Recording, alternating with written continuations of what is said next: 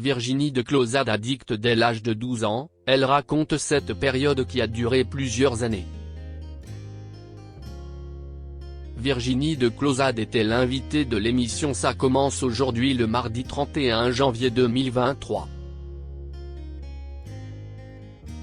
L'occasion pour elle de revenir sur sa dépendance à un certain type de médicament dès le tout début de son adolescence. Virginie de Clozade jouit aujourd'hui d'une belle carrière dans le paysage audiovisuel et culturel français. Après des débuts remarqués au cinéma, elle a poursuivi sa carrière dans la présentation de programmes télé sur de nombreuses chaînes de la TNT. Enchaînant les projets divers et variés jusqu'à faire partie des animateurs de la première saison version française du télécrochet à succès The Voice.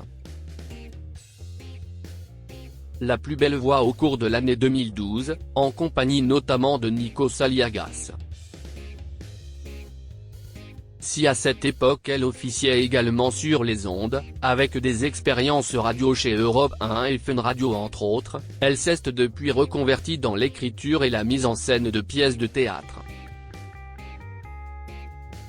Avec, à la clé, un succès certain, en particulier sur les planches.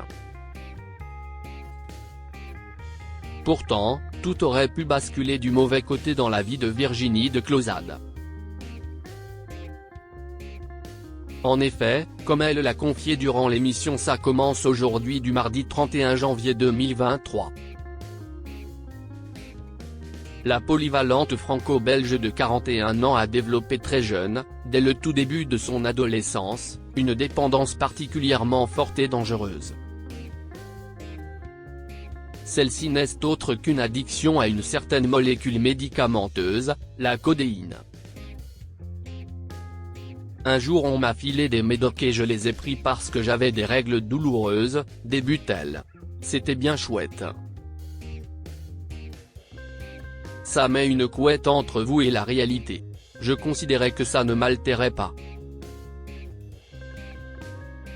J'ai énormément lu et j'ai eu une fascination pour les bouquins sur la drogue.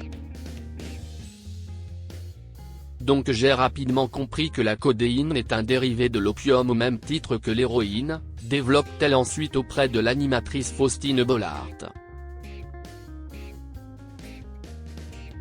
Ce n'est pas possible.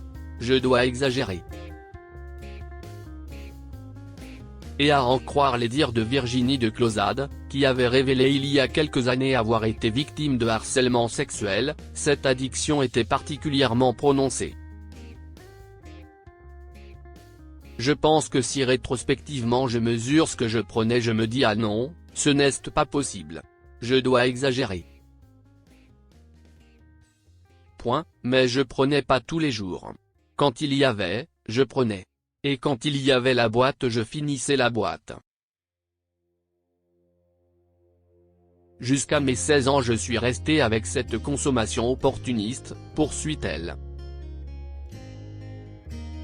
Mais un jour elle découvre que la codéine est en vente libre et dans les pharmacies à un prix relativement accessible. Alors là, dit-elle. Cette addiction s'étendait même à plusieurs types de médicaments.